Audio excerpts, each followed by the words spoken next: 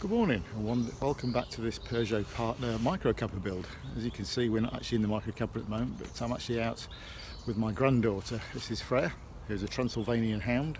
She looks a bit like a Doberman. But I thought I'd go out for a nice walk this morning as it's such a beautiful day, and then we'll get into the micro camper build shortly. Just in the process of more mocking up at the moment, so I've made the template for the left hand side here, got that all cut to more or less where I want it to be. On the right hand side is now done, and then I've now mocked up the floor as well where that's going to sit, and then below I've then mocked up with some wooden supports down the left and on the right there. So what we're going to have here is on the right hand side is going to be an empty area there for sliding things up inside it, and on the left hand side here is going to be a big drawer. It's going to pull out. It's going to be about 800mm long by about 450 wide. So that's the where we got to at the moment.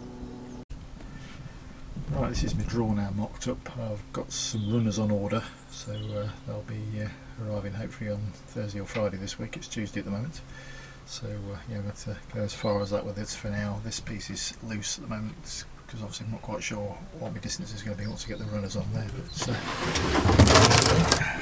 there's our drawer so far.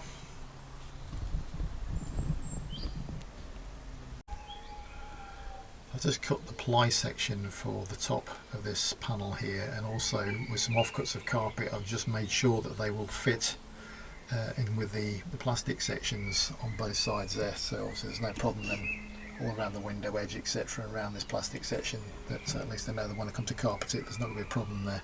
I've also plied out down this side here, and also I've done the same on the other side there as well, and plied all the way up here as well, and then I'd already made this section along here, but also again I've been playing with the carpet just to make sure it's going to fit in there when I come to carpet it, and I've got not going to get any problems.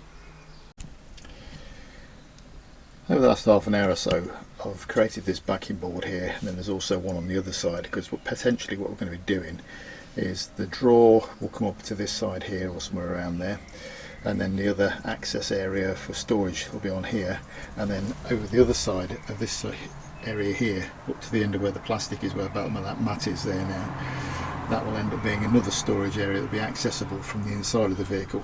But obviously I've got cables that I need to run from one side to the other, so I've got this section of waste pipe which I can run the pipes down, the cables down through the pipes and back out the other side there, so at least I can get it from one side of the van to the other, and know that I'm going to get it down there without the risk of actually breaking any cables. My little assistant has just come to join me in here, but obviously she's going to be in the way there. This is not a bed, Freya, for you. I know you think it would be quite good for a little micro camper for a dog, but no, you're too big for it.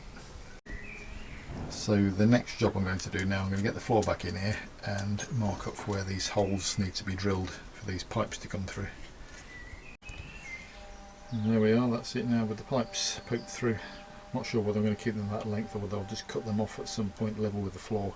Let's wait until I've got the lino down, or whatever floor covering I decide to put on there first, and then obviously build the furniture around those. But yeah, just leave them like that for now. This is now a view into the back end of the boot area. It's quite sizable, so obviously you're going to put the drawer down one side and obviously put a divider in, and then just have a loose storage area for the other side. Might put a door on that as well, just to stop stuff from coming forward. Although saying that, we have got this as well, which would stop anything coming out, but it's better to stop the rattles. Then viewing in then from the underside, from the back of the chairs, looking forward, that's the area that we're going to have at the front there for putting more storage in there, so you can store your shoes in there, some clothes in there, food, all sorts of stuff. Just carrying on with the mocking up at the moment. I've now carpeted all of this inside edge here now. Obviously you ignore the top there because obviously it's just going to have the flooring sat on top of it, but there will be some edging pieces going on a bit just on the edge of the drawer sections here. I'm just going to have some bit of corner quadrants on there.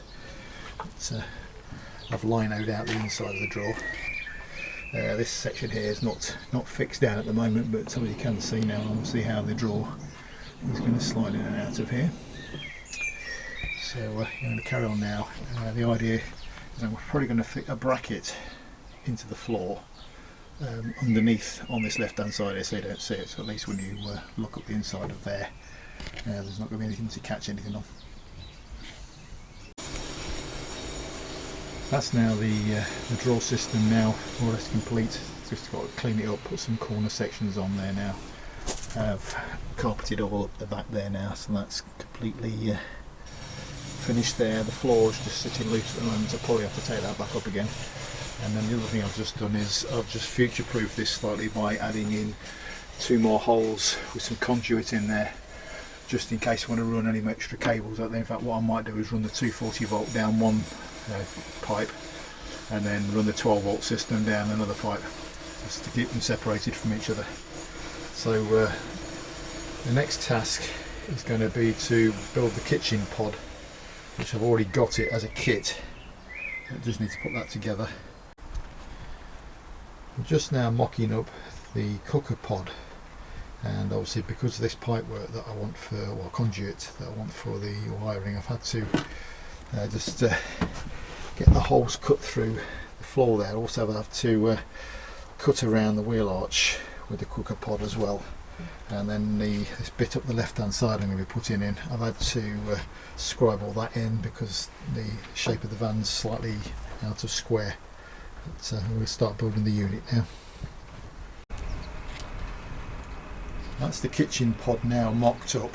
I've left the doors off for now because obviously I need to take the unit in and out a few times. Obviously got the line to do, and then I've got the carpets, the walls to carpet as well. Got the sink to drop in there, so the pod will come in and out a number of times. But yeah, it's sort of the position it's going to go in. Got the pipes coming through there for the cables. But yeah, get together reasonably well. One thing I have got to do is I've got to now make up the gap you can see through the underside there, so I've got a bit of a backing board to make up something like that, just to obviously stop anything from falling through. Same there at the top as well. As I said earlier on, the van itself is sort of shaped rather, so it's tight at this left hand end, but then obviously opens up at the other end there as well, so it's just a bit head scratching. As I said, just a bit of extra timber, some tweaking with some carpet and backing board, and that should do it.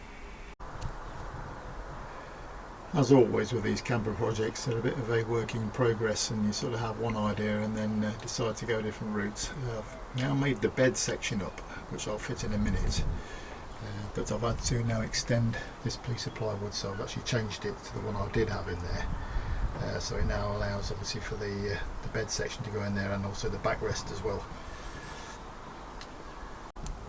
I've also done exactly the same thing now on the other side behind the cooker set, the kitchen section. That's all now filled up with no gaps there behind. One thing we'll be doing is filling this gap up down the side there as well, just to extend the floor out there. It's not going to take any weight on it, so it can just be sort of glued and screwed together. This is now the view looking up the back of the kitchen unit. What I'll be doing with that is carpeting it, and then we'll have a bit of corner quadrant going up here just to finish it off. And again, I've got a bit more plywood just to put down here. This plywood here is going to get shortened slightly. It's actually sticking out a bit too far, but I cut it oversized to begin with. This is the framework now for the bed section, or the seat section, what you want to call it. I've got a piece of plywood which will go across the top there, and also going to be using a piano hinge on here as well, so it can be accessed. I'm going to be obviously filling the gap up around here, down the side there, and obviously around the other side as well. This is now the seating section with the plywood sat on top of it. And this is the view now looking in from the driver's side inwards. We'll be cutting this corner off here, making that a bit more round. As I said earlier on, we'll be cutting the floor off as well. That's getting cut back probably by about 50 or 60 mil. With the driver's seat folded forward like it is now, I'm then going to make a hinge section of plywood, which will then hinge out back over the top of the driver's seat, which will then make the full 6-foot bed. This is going to be a single berth camper van, just for one person.